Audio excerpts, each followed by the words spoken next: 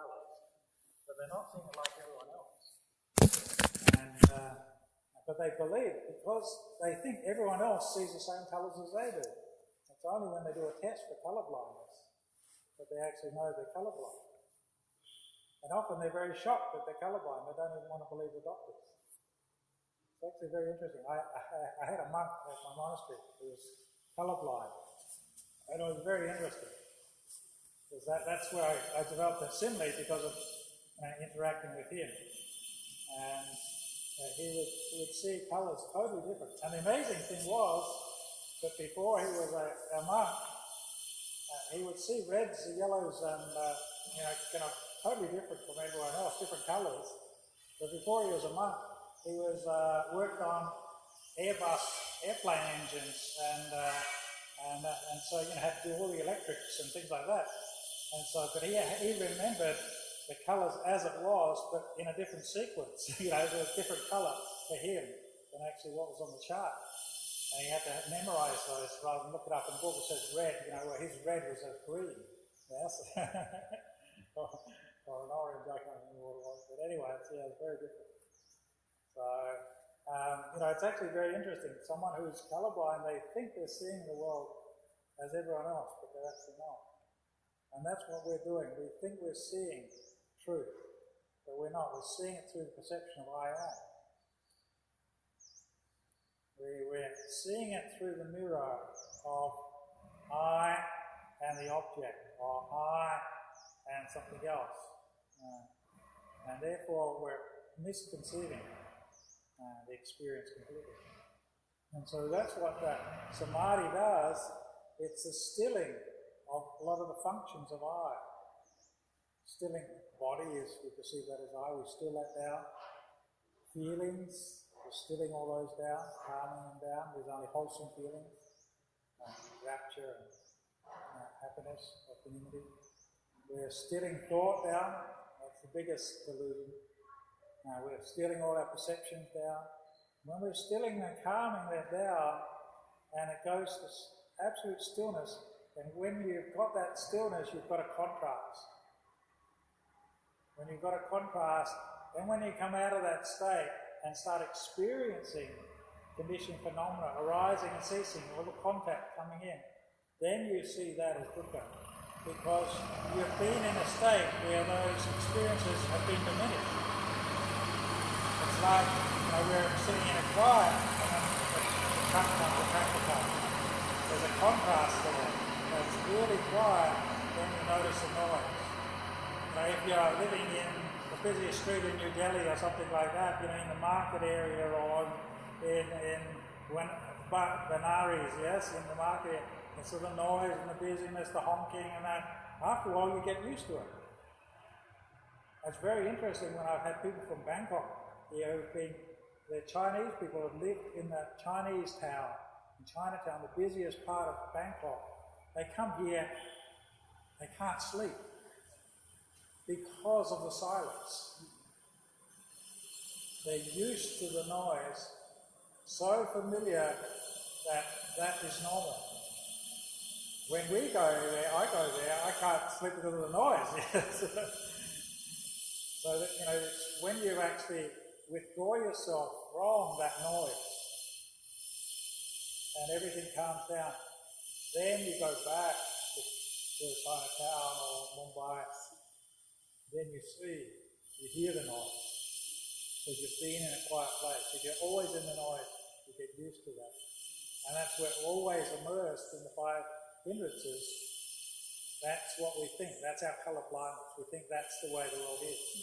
When those hindrances have disappeared, even temporarily, and that's sort of the samadhi, the benefit of samadhi, then we have a contrast. We see what it's like to be free of the body. And it's actually, you've probably experienced some of those in your meditation. It's actually blissful when the body starts to disappear. And then when you have to come out of that and you start experiencing the body, see this, the body's a burden. You've got to brush it, you've got to wash it, you've got to feed it, you've got to cook for it, you've got to shelter it, you've got to clothe it. It's just so much of a burden having a body. When you start to see that, when you when feelings disappear, all dukkha vedana, all painful feelings disappear in samadhi. There's only sukha vedana or upekkha vedana. Then when you come out of that and you start to experience physical dukkha vedana or mental dukkha vedana, then you see how there's dukkha. When you've had, like in the second jhana, the ear faculty turns off, all the sense doors are shut down except the mind faculty. Then when you come out and you hear sound, you see that as dukkha because you've got a contrast. So then what happens, that whole process, the thinking is the same, akusala is the same, the hindrance is the same, when they cease, and then when they arise again, you see that as dukkha. And what that does is then you see the path. You see magga. You see the path to nibbana is the cessation of all sankharas, is the ultimate release. That's what the Buddha said. Because he experienced the cessation of these experiences, these things, these states in the jhanas. Then he came out and he realized these sankharas are dukkha. This is the escape from dukkha. But it has to be the ultimate full cessation, not just temporary cessation in samadhi. There has to be the complete cessation of all sankharas. And the complete cessation is when he sees with insight, the person sees with insight, these things are not belong to oneself. They're taken back, then dispassion arises, and they don't take up again. They don't put the hand out ever again. But Ajahn, just at a functional level, so should then the focus of sitting meditation exclusively be samadhi only, or? Not necessarily exclusively. You'll find that sometimes in your meditation, it's good to say if you're in a situation like this, focus on samadhi. Okay? But you can't always be in a suitable kind of retreat environment or monastic environment. There's other times, you go back to India, you've got to actually, say, interact and do all these other business and activities and responsibilities, all that. That's actually, sometimes you're going to have to use the contemplation side of actually, when you sit, maybe the samadhi can't be as strong, you can't make your mind peaceful, then start investigating the body. Raka comes, sensual desire, investigate the body, take the body apart. Or painful feelings arise. And you look at painful feelings, not to get away from painful feelings, but to see the nature of painful feeling. Now what's dukkha vedana? And see it as you see feeling. If you've done a lot of investigation of feeling, you see it's always changing. It's like a fire. It's flickering. It's intensifying, it goes down, it comes up and then comes down. It's just like a fire. It's always changing. The nature of feeling is always changing, coming and then ceasing, coming and ceasing. And when you start to see that, then you start to see it's impermanent. That's where you have investigation always has to come back to the three factors of existence: impermanent, unsatisfactory, therefore not so. So if it's impermanent, it's unsatisfactory. It's imperfect. Unsatisfactory means it's imperfect. You can never rely on it because it will one day or one moment cease. Therefore, it's totally unreliable. What is imperfect, unreliable, and will cease, is that worthy of calling self? Not worthy of calling self. What is not worthy of calling self, what do? Throw it away. If I blow on my nose and screw this up, is anyone going to say, oh, this is mine, this is really a treasure, I want this? No, because it's disgusting. You see, this is not worthy of belong to anybody. It's rubbish. When you see sankharas, that they've been lying, they're deceitful, they're not worthy of calling themselves, they will cease, they'll be rubbish, they'll be thrown away, they'll be disintegrated. Then you don't go and pick it up. You just know it, you don't pick it up. And that's the thing with sankharas, we're not picking it up, we're not treasuring it. So we know its nature, we use it, use the body, use feeling, do our functional life, but then we don't go and attach to it and take that as So those two are very important for your investigation. Is always you work on the five khandhas, yes? Body, feeling, thought, perception and consciousness. But the two ones in the forest meditation tradition that you should try and see clearly is body and feeling first. They interact with the other three, but they're the causes. And so you have to focus on those, and then you'll see how, sanya, sankara, vijnana come in play. It's a bit like if I pour water in this glass, the water is like sanya, sankara, vijnana. It takes on the shape of the glass. It has to depend on a form. The form of the glass is like the body. The water takes on the shape of the body. And to get to the water, I have to open the lid if I want to drink from that. That's like Vedana. If the body and Vedana are the coarsest things that really stop us from really understanding sanya, sankara, vijnana. And so we really have to understand these two, the coarsest objects, before we get to the more refined. And that's usually the case. It's the work of the Anagami on the investigation of sanya, sankara, vijnana. That's the more refined attachments. Now that's why the Anagami is cut off sensuality and hatred, because he's cut off the attachment to body and feeling. He's reduced his attachments to the others, but he hasn't cut them off completely. He still has a subtle attachment to the idea that in the mind of mana, of conceit, of comparison. And so there's very subtle attachments. So you're suggesting that the contemplation could and should focus on the body and feeling first, yes. And the body and feelings is actually, what we're doing is actually looking at the nature of change, and then coming back to asking the mind. Because the problem, this is one of the things that you don't do in Goenka, is you're just observing feeling, yes? But actually that's not enough. There has to be Dhamma Vichaya. There has to be taking it, and there has to be yoniso manisakara. Yoniso means going back to the source, doesn't it? The birthplace. The birthplace of attachment is the heart, the mind, not the feeling. But just seeing feeling is impermanent is not enough. You have to go back to why is this mind attached to the feeling as self? That's the problem. The problem is not feeling. That's just nature. Its nature is to change. The problem is the attachment of the mind to the feeling that this is me, mine, and self. That's the problem.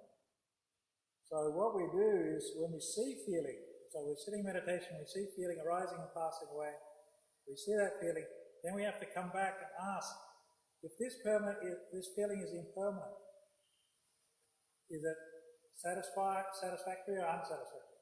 No, it's dukkha. It's unsatisfactory. What is dukkha and impermanent? Is that worthy of calling self? No, it's not worthy of calling self. Why is this mind attached to it? So you're getting the mind to release. Yes? It's attachment. Yes? Just observing feeling itself is not enough. You actually have to cut off the attachment, the tanha, to the feeling. And the tanha is in the mind. So the way to get the attachment is by teaching the mind, giving the mind enough information so it will make a decision.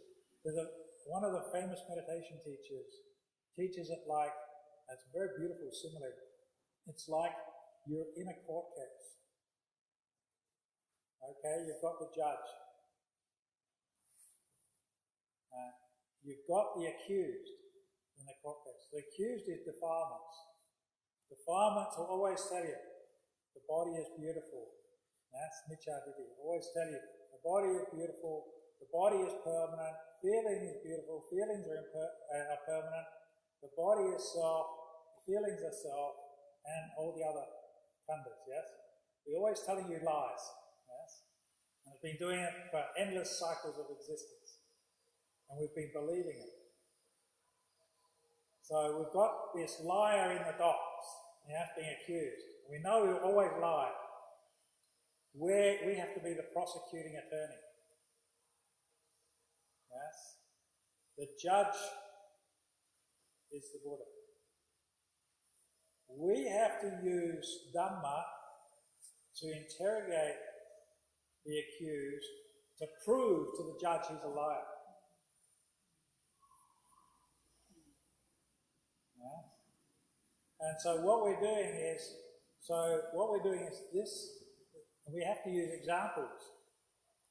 He will say, feeling yourself, body yourself, feeling yourself.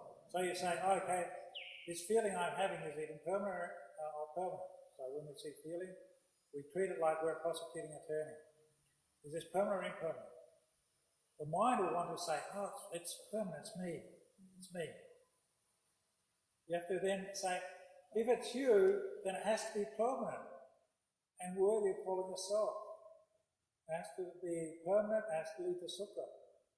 If this is impermanent, then it can't be you. It can't be yours. So the mind will always deceive you and give you the wrong answers. We have to prove that it's lying.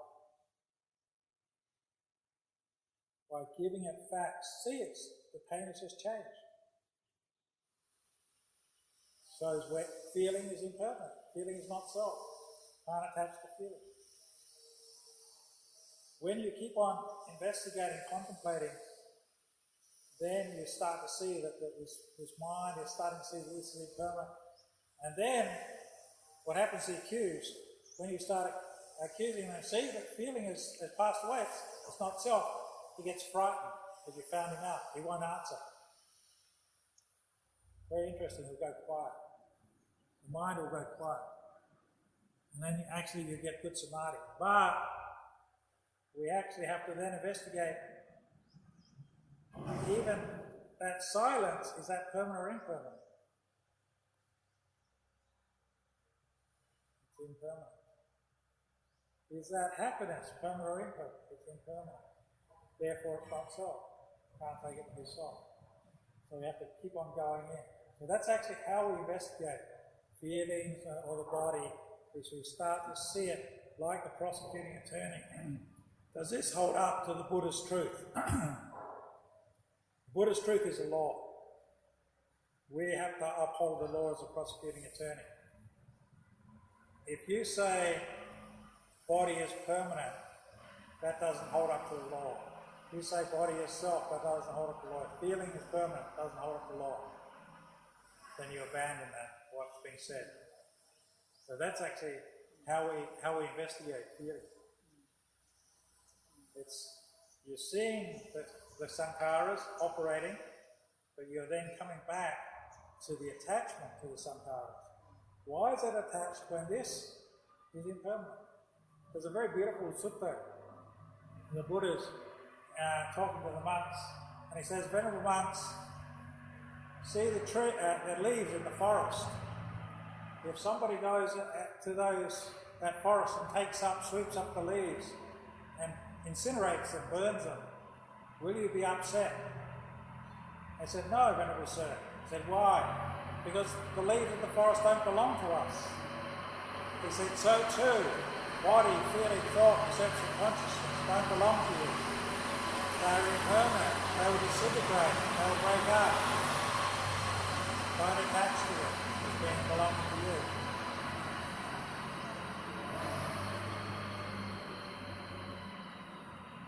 There's actually another beautiful simile in the suttas where the Buddha was with Ananda, and they must have been by a river with sand, and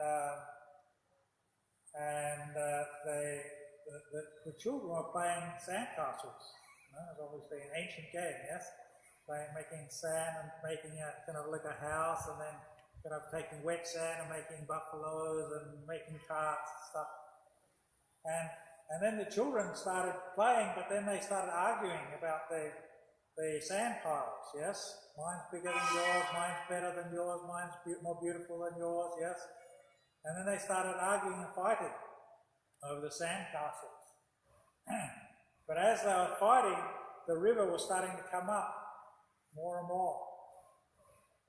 And it's starting to wash the sandcastles away. And the Buddha says, Ratnawan, do you see those children arguing about the sandcastles? And he says, yes, Venerable Sir. He says, so too, human beings attached to the five khandhas like those sandcastles. They think they belong to us. This body belongs to me, this house belongs to me, these possessions belong to me. But they don't know that the tide of death is rising up and will wash away all those possessions, all those things. They do not belong to them. Just like those children are ignorant that the river is rising up and will wash those sandcastles away. Very powerful sutta, very powerful. The imagery in that is very, very strong. And you realise that, isn't it? So that we're taking all those grains of sand and putting a lot of effort in life to bring it all together, and then it's going to be washed away. And yet we're attaching to that as me and mine. That's the fun to be of the Buddha's teaching.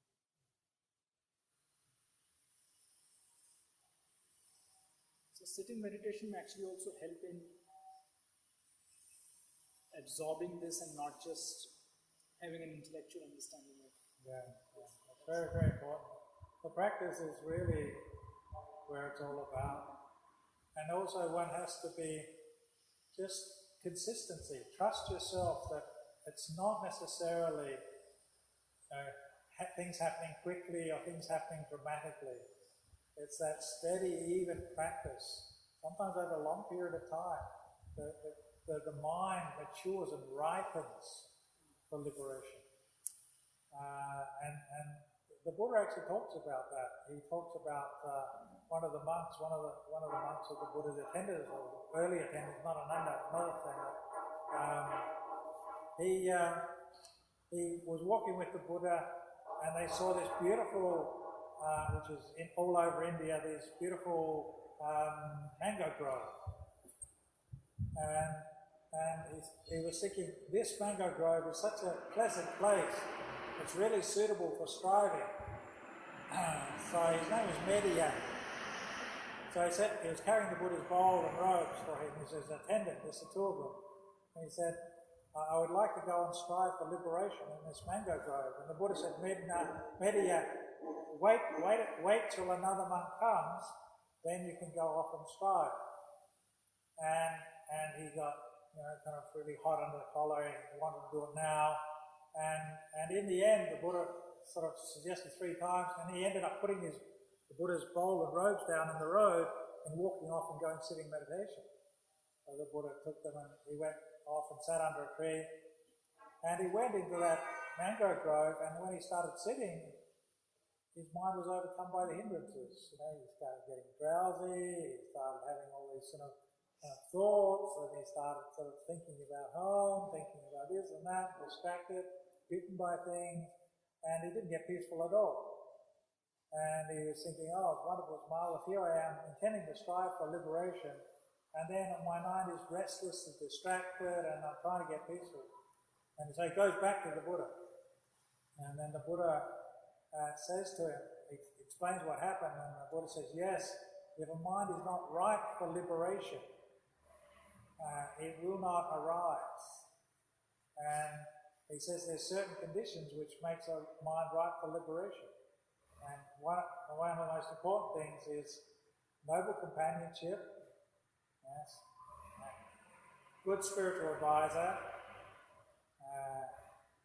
faith and trust in the Buddha Dhamma Sangha, understanding the path, reading about the path, understanding the path, what's to be done, and then putting effort, but it has to be balanced efforts and steady effort. So that was actually very important, balanced, steady effort. And so that's why I always recommend to people, it's the sort of balanced, steady effort, consistency, which is actually going to gradually do things. And then things will happen by themselves.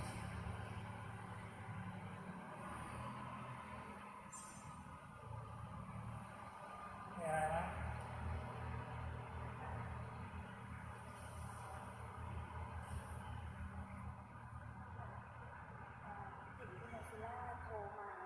Right?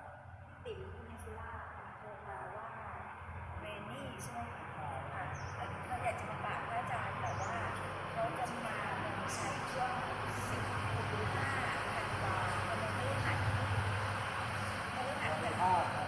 ธันวาเขาก็เลยบอกว่าพอจะเป็นไปได้ไหมเขาก็เลยว่าเขาก็ว่าถ้าหากว่าไม่เขาก็จะมาถวายเท้าแล้วก็พบพระอาจารย์ถือว่ามันไม่ยั้งหนึ่งที่ผมจำไม่ได้เป็นวันที่เรารับมีโมง11 ธันวาที่เรารับที่นั่นเป็นได้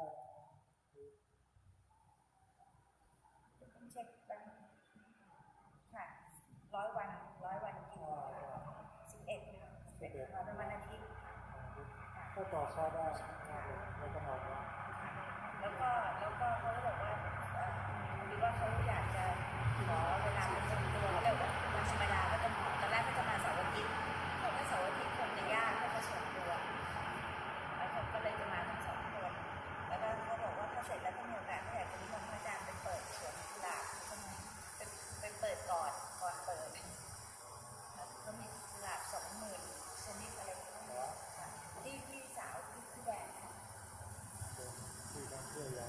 ค่ะเปลี่ยนเป็นสวนกุหลาบไม่สวยงามเท่าซีเรียดอกยังเล็กกว่างั้นก็โอเคนะคะค่ะถ้าเป็นช่วงเช้าก็จะเหมาะแล้วนะคะฟ้าร้อนไปครับฟ้าระบายเจอ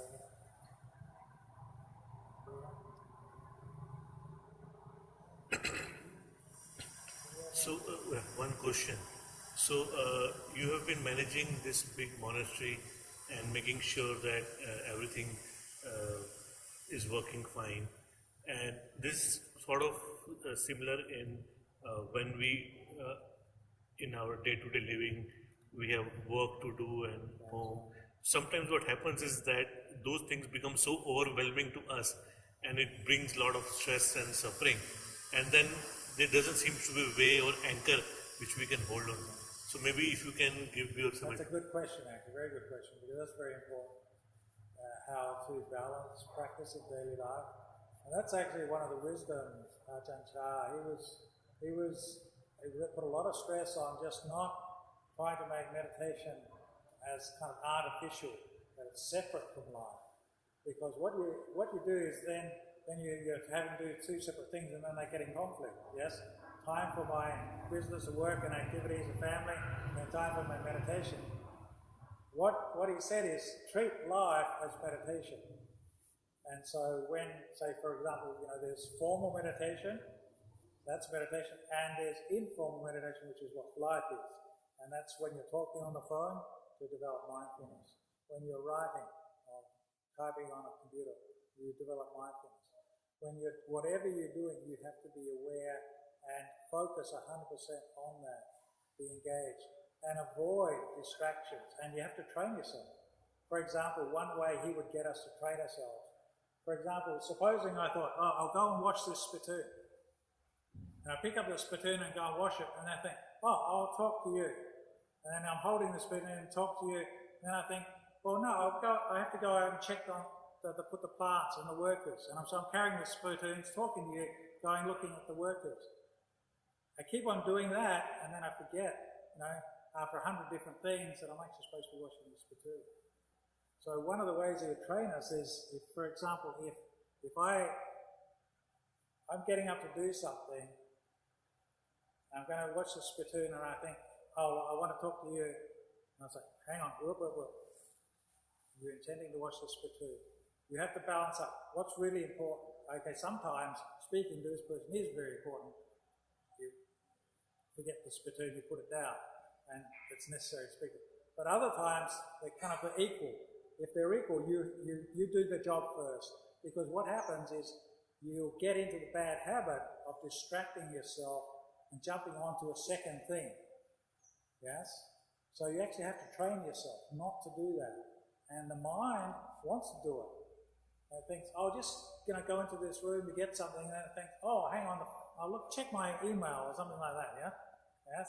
And then you actually forget what you were supposed to be going to get. So that's actually where you actually have to train yourself.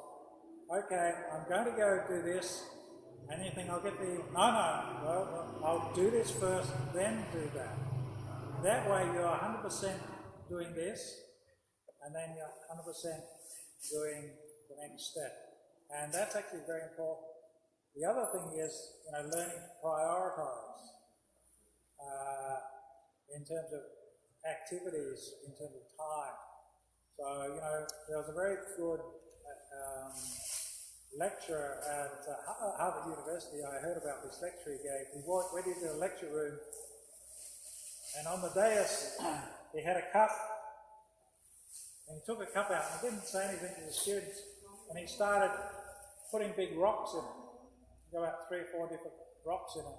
And he asked the student, is the cup full? And many of the students said, yes, it's full. Then he took out of his bag some small gravel and poured it amongst the big rocks. And they said, now is it full? And some people said yes, other people weren't so sure. Then he took out of his bag some sand and poured it in amongst the gravel. And then said, now is it full? Right to the top. And said, now it's full. Some people said yes. Then he took water and poured it on the sand until it filled right up. Okay? And yes, it's full. And he said, now, what's the meaning of that lecture?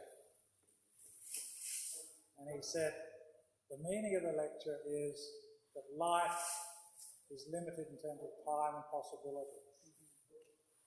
Okay, so what we have to do is, if he'd put the water in first, he wouldn't have been able to put the rocks in it, it would have all spilled over. He had to put the biggest objects in first. Then the less bigger, the smaller, and then the smallest, the water, which is the smallest afterwards. And he says, so too, you have to prioritize. Your time is limited. You have to prioritize what's the most important thing. And you put that in. Then the less more important, and the less important, right down to the smaller. And that's quite brilliant, because it is. That's what we have to do in assessing our time in meditation, what's really important today to try and do and achieve. And that's this all-round mindfulness and awareness that we actually have to have. And the other thing is actually using daily life to actually purposely train to develop meditation. For example, I teach people, like from my monks here, when they get up, they go to the arms round, they should try and count how many steps is it from the steps here from this hole into the village, all the way on the arms round and come back to the hole. That way, when they're walking or meditation, if you're trying to remember the steps, you have to be very mindful or else you forget. So they're purposely counting, using the walking as a meditation, not to be distracted, not to be talking, not to be looking at this thing, using it as a purpose of a meditation to keep their mindfulness and attention. So we can do that in daily life. When we're brushing the teeth, how many times we go up and down? Yes? How many mouthfuls? Yes? I'm going to take, how many spoons? Monks count. We count. How many mouthfuls? Yes? Chewing. How many times they chew? Yes? So actually using that purposely as a sense of awareness, that sweeping. Sweeping actually is a very, very meditative thing. Like you actually start to feel the weight of the broom, whether you're putting too much weight or too little. With too much weight, the head of the broom wears out very quickly. Too little, don't get the job done. You feel how much energy you're putting, how much twisting and turning. So all that becomes, movement of the body, that sort of mindfulness of the body. So when you're walking, even when you're driving, you can be very mindful, and you have to be in India. Yes, you have to be very mindful. People in the West don't have to be very mindful. Yes, in India you have to be very, very mindful. Yes, people are coming all the time. Yeah, you have to be incredibly aware. Not only yourself, but everyone around you. You're just walking. To be very aware of the environment and you're walking, and make sure you're safe, and make sure you're not stepping on something which is unstable. So this is where you bring your attention back to the objects of daily life and use that as part of the meditation. Rather than seeing it, I have to get this over and done with to come back to meditation. Because actually if you're developing mindfulness, sati, in daily life, then if you've developed that quite well, even though it might be broken a bit and distracted a bit, when you come to sit, you've developed all that sati, you find that the mind will settle down very easily when you start doing formal meditation. But if you only do formal meditation and then in the daily life you kind of just let it go, get too stressed or too kind of not aware of the situation and the environment you're in, then you'll find when you sit, the quality won't be there as well. So they have to be together, and don't treat them as separate. Because actually the word meditation, the way the Buddha used it, he talked the word in Pali called bhavana. Bhavana means to cultivate. And it actually is a much bigger, broader term than meditation. Bhavana, he said there's 4 types of bhavana. Kaya bhavana, development of the body, or cultivation of the body. Sila bhavana, cultivation of virtue. Chitta bhavana, cultivation of the mind. And panya bhavana, cultivation of wisdom. And so that's really what we mean about meditation. Is bhavana means to actually cultivate the body, means looking after the body's health, so the body grows, the body develops, your physical environment is clean, neat, tidy, hygienic, safe. Your sila bhavana is the cultivation of virtue, so one becomes more peaceful, more kind, more compassionate. One has good sila, one has the sense of conscience, not wanting to hurt or harm anybody. And then chitta bhavana is what we actually do, the formal meditation. But then also panya bhavana is the contemplation of impermanence, unsatisfactoriness in oneself, and seeing through wisdom. So this is what we're talking about when we're saying meditation. Meditation in daily life is all those 4 things. And so it has to be kind of treating yourself. And the other thing I would really suggest, which is, if I'm sitting here on the abbot of Ratnawan, I have to play a role, yes? Just like if you go to your work, you have a position, yes? Responsibility. But when I go back to my hut, I'm not the abbot, yes? So I don't take all the problems or the difficulties of the monastery back there. Just a monk. Just a chitta and a body. That's all. So if we don't take those burdens back there, we can put them down. And so that's very important. Distinguishing when you have to do certain things, when you have to play a certain role, and then when you can put it down. And putting it down is very important. So you don't have to carry the burdens and responsibilities. And some people get stressed and can't sleep, and because of the carrying the burdens and thinking about them at a time when they shouldn't. That's very important. Yes, this is very helpful. Relating to this is the multitasking of an individual. See, as a housewife and as a person working outside and trying to, you are doing a lot of work at home in the morning, you want to leave by 9 o'clock, so before that, your family members, you have to see all that, you have to see somebody is coming to help you, so what instruction you want to leave behind. And there could be a call coming in, distress call also coming in. See, this is multitasking. And without multitasking in these days, if you are working outside and if you are working at home also, 2 roles as we have been saying, it is very important that your concentration is each task that you are doing. That's right. At the same time. Prioritizing also simultaneously. Well, see, multitasking is actually, where it's wrong is if you're trying to do two things at once. But where it's right, you can do a lot of things if you're doing it wholeheartedly in the moment and then quickly changing to something else. So that's how I've seen Ajahn and many of the forest monks operate. I mean, incredibly, they can deal with things so quickly, but once they're doing it, they're 100% there, then they can quickly move on to something else because they've put that down and then moved on. That's not multitasking. They're not trying to do two things at the same time.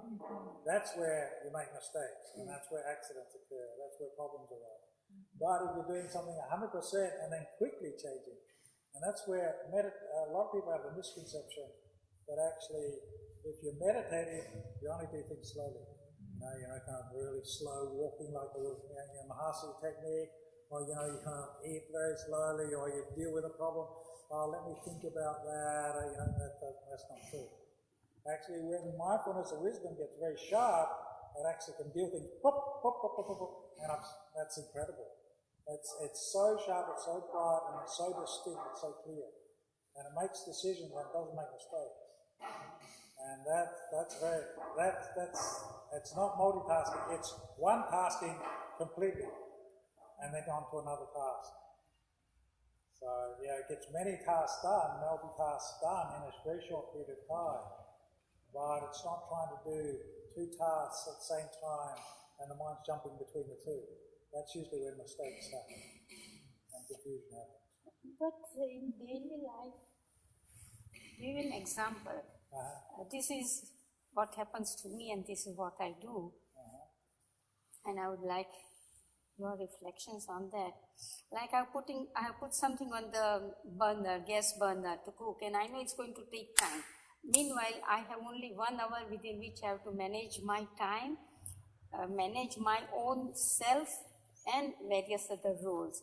So while it is being cooked, I go and do something else. So of course I have to go up and down. Physically I exert much more, but I do this also, I do that also. That's okay. That's good. That's where you can actually, it's not like you only can do one thing at one time. What you've done is you've prioritized. You put the big rock in, yes, I've got to cook this. Put the big rock in, but then you're putting in smaller pebbles around it.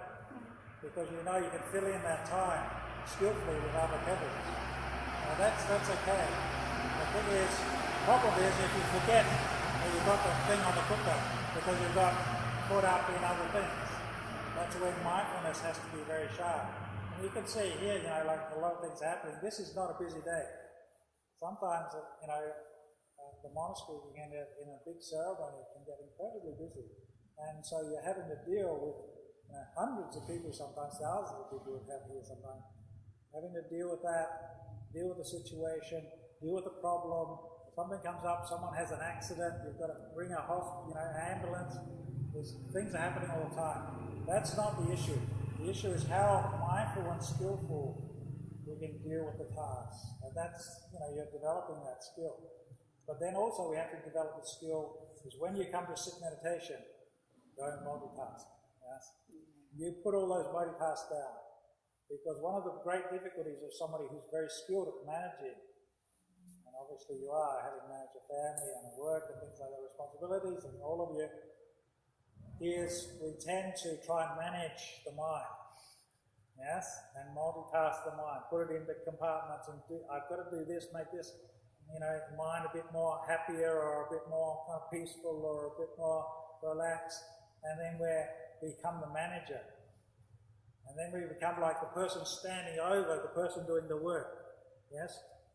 The mind watching the breath, we're the manager. Now you do this, now you do that. Now, yeah?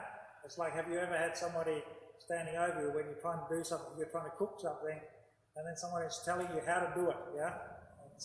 You get stressed, tense. You don't do it in a natural, relaxed way. You don't need the manager. The manager is the person that's the mind that's saying, do this, you have to do that, a little bit more, get ahead, quickly, do this faster, do that slower. That's the manager. We need the observer in meditation. We're just observing. It's like you put the rice on, yes?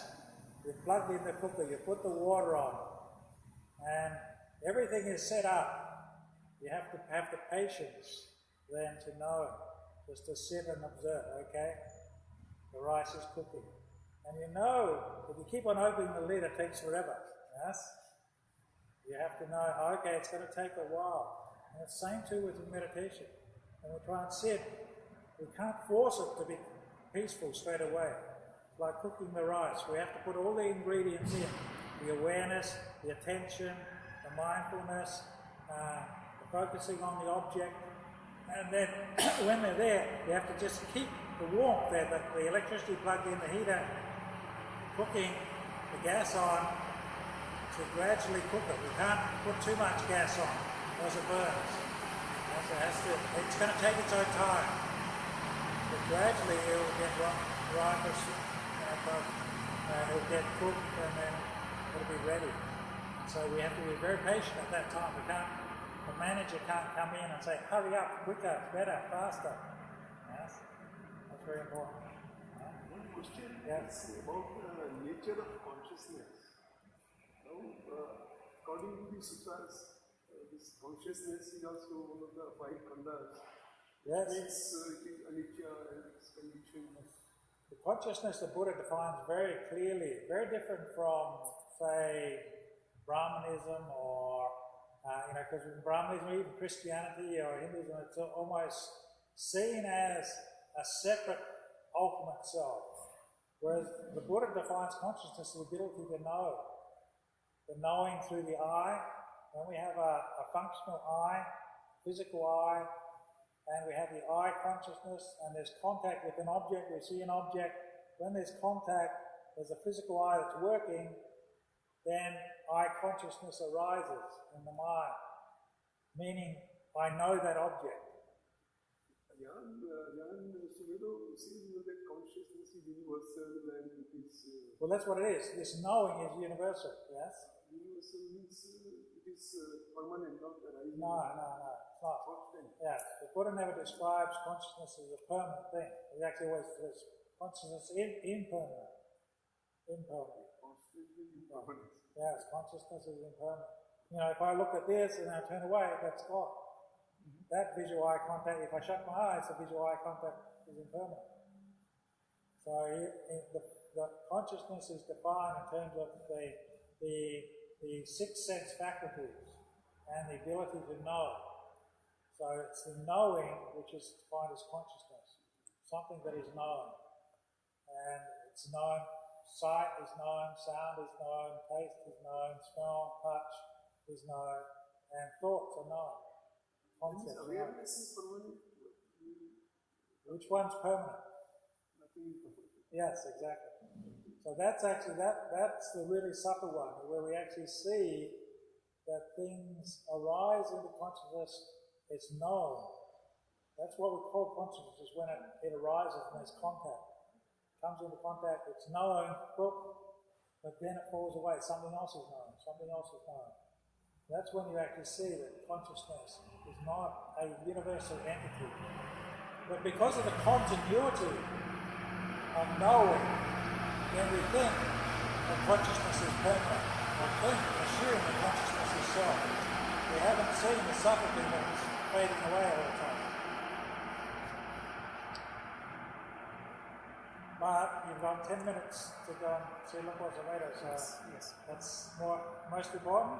So nice to speak with you, and I wish you all the best. Glad you used the facilities very, very well. I hope tomorrow you're having to head off. You're going to go back to India, or are you? Yes. You're heading back? Yes. Okay. You're staying on? Okay. Okay. So we are grateful to you, Ajahn, for making all this available to us and for being available yourself.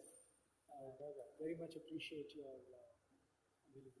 Appreciate your efforts and interest, and may you practice well, attain everything that you wish to attain.